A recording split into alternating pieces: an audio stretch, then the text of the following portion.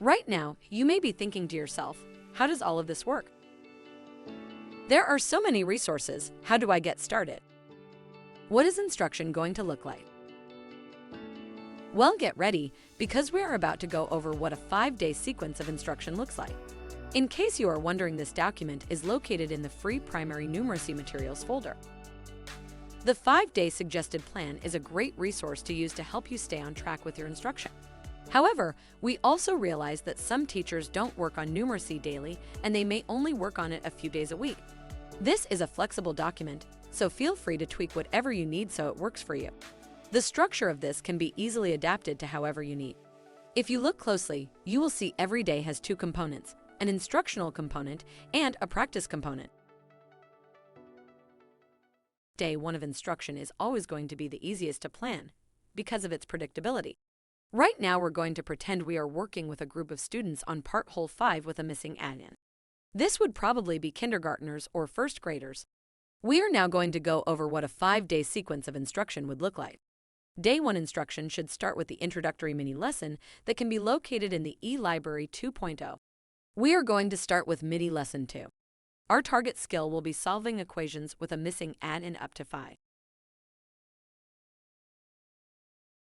Once you click on the mini lesson from the main menu, it will take you directly to the lesson.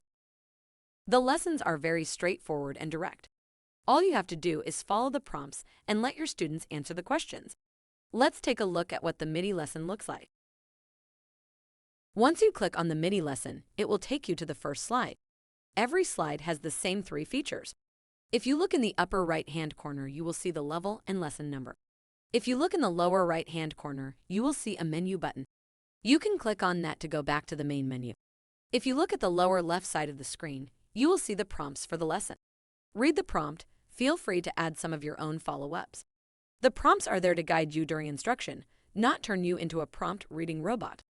Never feel like you just have to read the prompts and not add any of your own questions or thoughts. As you go from slide to slide, all you have to do is just read the prompt and add whatever additional questions or thoughts that you have. For example, on the second set, the equation begins with the sum. You could use that small change as something that you wanted to add to the lesson to show that equations can be written with the sum first or last. Also, something that you will notice as you go through the lessons is the engaging and multiple ways that concepts are introduced. This was all done by design, and using multiple representations to teach the same concept will help students develop a deeper understanding. When you are done with the lesson, it's now time for the next part of instruction. At this point, you are going to have to make a decision about what you want to do next. Do you want to transition into an interactive activity, or do you want to go into an independent practice piece? How much time you have left is what will determine what you do next. If you have longer sessions with your students, you will want to transition to a hands-on activity from the leveled activities guide. But if you have a shorter time block, you will push the leveled activity to the next day and go into the practice piece. We will proceed as if we have a shorter instructional block. We will go directly to the independent practice piece. To get to the independent practice piece, you will have to click on the menu icon at the end of the lesson. This will take you back to the main menu. We just completed mini lesson 2. If you look directly under where it says mini lesson 2, you will see a link that says student practice. There will also be a number at the end. That number means how many pages of practice there are. Remember, these practice pieces are intentionally designed to be short, and most students will be able to complete each practice piece in less than 5 minutes. The student practice is not designed to be an assign and walk away type of assignment. You should be monitoring your students closely and using the practice piece to help you adjust instruction on the spot and help immediately when difficulty arises. The first practice piece, as you can see, is scaffolded to a very low level. Students will be looking at a covered or screened 5 model and writing what they can see and what is covered underneath. As you will notice, there is not an equation with a missing add-in. The second practice piece has an added layer of instruction with an equation that matches what the model looks like. This will help students understand that a missing number is the same as a covered or screened model. Students will have the option to use the models to support their thinking, or they may already be thinking in an abstract level, and they will not need the visual supports. The last practice piece adds another layer of instruction, looking at a model and writing an equation to match. You can do these together and use it as an extension of the instructional piece, but you should always pick a few questions that the students will do independently so you can see if they are understanding the concepts without teacher support.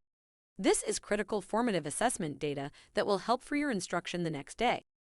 Remember, these student practice pieces are designed to be short, and most will complete these in only a few minutes. If you can't get all of them done on day one, do not worry about it. Students will be getting a lot more practice with this over the next few days. Developing this concept is a marathon, not a sprint. And this ends the first day of instruction. On day 2 of instruction, you will have to make another decision. Are you going to do an activity from the Leveled Activities Guide or a supplemental lesson from the eLibrary 1.0? Since we have not done a hands-on activity yet, we are going to do a leveled activity on day 2. We will save the supplemental lesson from the eLibrary 1.0 for another day. Just a reminder, the Leveled Activities Guide is a free resource that can be located in the curriculum folder in our free drive. You will want to go to the Part Whole section of the guide and look at Part Whole under Level A, which is working on Part Whole 5. Under each activity, there is a short description of what the activity is. If you are still not sure exactly what the activity will look like, you can go to the drive and watch the video for instruction. This is located in the free primary numeracy materials folder. Click on the document. Click on the document to open it, then click on the YouTube logo. The video will go over several different activities that you can do to develop the concept. Pick an activity or two, and you are on your way for the instructional part of day 2. While your students are working, this is a great time to observe and even take observational notes on your students if you would like to. Many of these activities will still be teacher-led, and you will have many opportunities to prompt and question students. After you are done with the leveled activity, it will be time for you to choose the student practice. Since the eLibrary 2.0 offers only limited practice, you will need to go to the eLibrary 1.0 to get the practice workbook. The 1.0 is loaded with extra practice. The practice is scaffolded. It starts with very concrete concepts and scaffolded to more abstract. So just make sure whatever you select is something that you are working on. This is how day 2 of instruction ends. On day 3, we will utilize the eLibrary 1.0, formerly referred to as the K through 3 eLibrary, distinguishing itself from the more structured 2.0 version. The 1.0 edition assumes a supplementary role, offering a more flexible framework. The lessons are less structured than the 2.0. There is no defined beginning or end of a lesson. The number of slides you use rests entirely in your hands. You have the freedom to select anywhere from as little as 1 or 2 slides, or you can go through all the slides. It is completely up to you to decide. However, it is advisable to review the available slides in advance, enabling you to make informed decisions regarding which ones to incorporate. The practice piece will look very familiar to you on day 3. You will use the eLibrary 1.0 for the student practice. Just make sure whatever pages you assign match the level of difficulty of the activity that you've used as the instructional lesson. This will conclude day 3. Day 4 serves as a natural extension of day 2, providing an opportunity for another enriching hands-on experience. The intention behind day 4 is to introduce an additional interactive lesson, carefully selecting a fresh set of activities from the Leveled Activities Guide. It is crucial to avoid repeating the activities undertaken on day 2. However, it is important to note that on day 4, considering the learner's progress, it is advisable to slightly elevate the difficulty level of the chosen activities.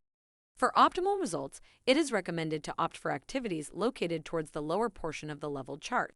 By observing the guide closely, you will notice that activities situated higher up tend to be more concrete, while progressing downwards introduces abstract concepts with reduced visual support. Day 4's practice session mirrors the structure of day 2, as you will use the resources of the eLibrary 1.0. It is crucial to ensure that the practice aligns with the preceding lesson, as it should closely reflect the concepts and techniques covered. If the lesson explored more abstract concepts with reduced visual support, it is imperative to select an appropriate practice piece that seamlessly complements the lesson's objectives. This ends day 4 of instruction. Day 5 will be all about progress monitoring. Though throughout the week you have made observations and probably taken a few notes about your students' progress, it's time to check in and see what they can do. Remember, our goal of progress monitoring is to see what your students can do unassisted or independently. Our goal should not be a desired result of passing, but to see if the student has demonstrated growth or mastery of the concept. For progress monitoring, all you have to do is open the eLibrary 2.0 and go to the Progress Monitoring section. Just remember you will want to familiarize yourself with the scoring of the primary numeracy assessment. Many of the assessments have to do with strategies the students use instead of whether or not they got the correct answer or not. Looking back at how you scored the assessment will help you with how to score the progress monitoring. This concludes the 5-day instructional sequence. Just remember, if you only work on numeracy a few days a week, you can always combine parts of the lessons with each other. For example, if you have longer sessions, you can always combine day 1 and 2 together, where you have both a mini lesson and a leveled activity in the same day. Again, you will have to decide what is best for you and your students.